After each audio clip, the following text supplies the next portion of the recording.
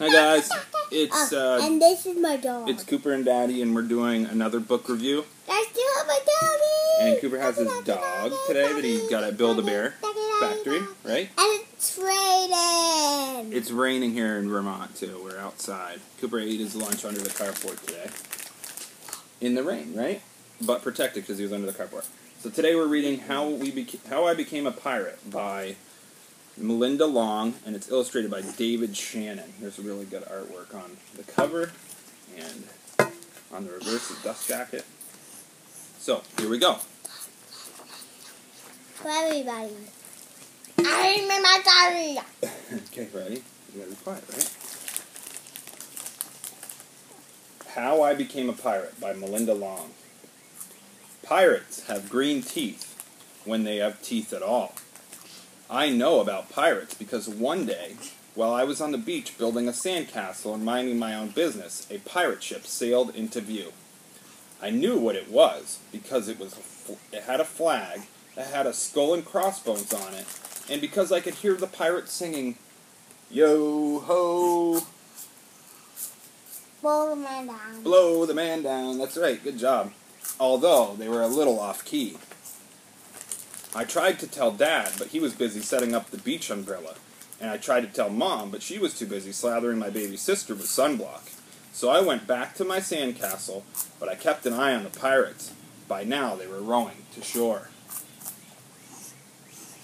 Here's the picture. Here's the really good picture, right, Coop? Yeah. There he is. There's a pirate ship in the background. See? Oh, boy. I saw it. Oh, you've already seen it? When they landed, the head pirate climbed off of the boat and yelled, "Ahoy thar, matey! Be this the Spanish Main?" "No," I said, "this is North Beach." "Shiver me timbers," the pirate said. "We must have taken a wrong turn at Bora Bora." There's the next picture. I see it on camera. Oh, you see it on there? Okay. He walked around my sandcastle, and he looked at my moat, and he yelled to his crew, "He be a digger, and he's a good one to boot." "Oh, a good one to boot," the others agreed, loudly. "What be your name, matey?" the head pirate asked. "Jeremy Jacob, sir," I told him. "Well, Jeremy Jacob," he said, "you're looking at Braidbeard and his crew, and we're needing a digger like yourself. We've got a chest of treasure to bury." "Aye, treasure!" the others all shouted in unison. "You're coming with us," Braidbeard told me. Show them the picture. I didn't think that Mom and Dad would mind as long as I got back in time for soccer practice the next day. That's a good idea. That's a good idea. We're going to show them the picture. So off he goes with the pirates, right? Off he goes with the pirates. There he goes. Pirate's got him over his shoulder and he's taking him with him because he's a good digger and he needs to bury his chest. That's how I became a pirate. And there he is on the boat, sailing towards the pirate ship to start his adventure. As soon as we got on board, Braidbeard showed me the chest of gold and jewels. "Gotta find a safe place for this here treasure. It's high time we were off," he announced. "We're off!" the others all shouted. And then we set sail. There was plenty to do on board, and the pirates taught me to sing sea chanties, the louder the better, and they said real pirate stuff like "landlubber" and "scurvy dog." By dinner time, I could speak pirate perfectly. I also learned pirate manners. Braidbeard pounded his fist on the table and he yelled, "Down the hatch, me laddies! Down the hatch!" we all shouted in unison. Braidbeard gulped his food and said, "Hand over the meat!" "The meat!" we all roared. Nobody told us to finish our spinach. There wasn't any. Or to chew our carrots. There weren't any allowed on board. We talked with our mouths full and nobody said please or thank you. Here's them eating their meal with no manners. Right? I saw it. You saw it? Okay. After dinner, I tried to teach the pirates to play soccer. Braidbeard kicked the ball and yelled, "Arr, soccer! Arr, soccer!" the crew yelled. And then everyone dove on the ball at once, and it rolled off the deck. "After it, me hearties!" Braidbeard commanded. "After it," we all whispered. We fought over who would get the ball, but it didn't matter anyways because a shark came along and swallowed it up whole in one gulp. So much for playing soccer. There's a picture of them playing soccer, and they're like, oh, who's going to get the ball? Right? I thought that, you know, I'm seeing that. I know, but I'm just showing you just so you see. By now, it was past my bedtime, and nobody tells a pirate when to go to bed or take a bath or brush their teeth. Maybe that's why they have green teeth. Pirates sleep with one eye open, just in case. And they don't change into their pajamas, unless they want to. Pirates don't do anything, unless they want to. Except maybe swabbing the decks. I want to be a pirate forever, I thought.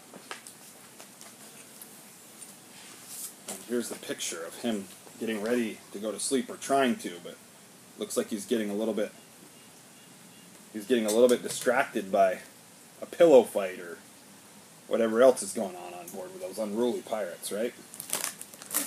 Hey? You comfortable? I'm tired. You are? Night, everybody! Oh! But then I found out what else they don't do. When I couldn't stay up any longer, I asked Braidbeard to tuck me in and read me a story. Tuck you in, he bellowed. Pirates don't tuck. No tucking, the crew cried. And the only thing that they had to read was a map. Don't you have any books, I asked? Braidbeard looked confused, scratching his head. Books? He said. Books! I didn't even bother asking for a good night kiss. Daddy didn't say I'll have any books. And there's him, trying to go to bed with his pirate friends. But he said he didn't ask for a good night kiss because he had already asked for books and he'd already asked for a tuck-in, and they wouldn't do it, right? Because they have green teeth. Because they have green teeth, and pirates don't tuck, right? They don't do any tucking in, or kissing goodnight, or bedtime stories, right? It'd be hard to go to sleep without a bedtime story, wouldn't it? Yeah. It wasn't easy to fall asleep without a story, but I was finally dozing off when a storm broke. Thunder boomed and lightning flashed, and I tried to hide under the covers as waves slammed me up against the ship, but I kept falling off of my hammock. I couldn't find anyone in the cabin. They were all on deck. Lower the sails, Braidbeard shouted. Batten down the hatches. Everybody ran around yelling and lowering and battering. Nobody had any time to sit with me or tell me that it would be over soon. Nobody even noticed me.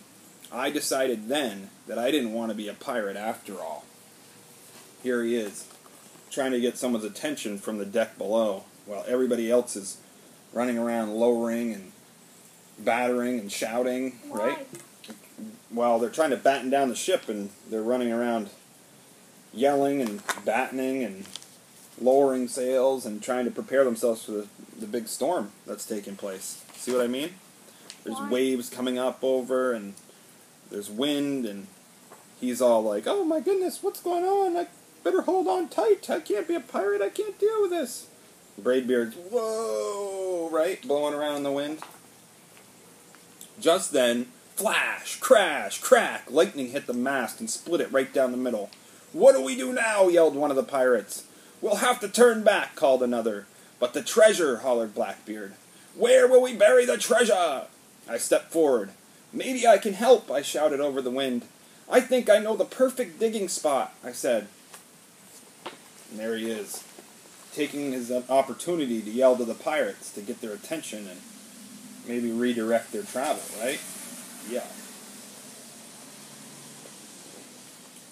When the storm was over, we rowed back to the shore and buried the chest.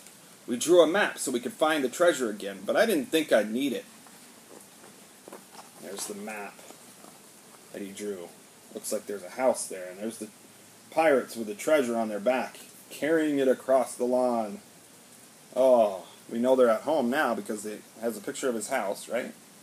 And there's also a white picket fence, which you wouldn't find on a pirate ship, nor would you find grass or land, right? Yeah, so he must be at someone's house.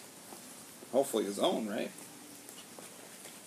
After the pirates repaired their ship and got ready to set sail, and before they left, Braidbeard handed me a flag and said, "You make a fine pirate, Jeremy Jacob. Guard that treasure well. We'll be back to get it soon enough."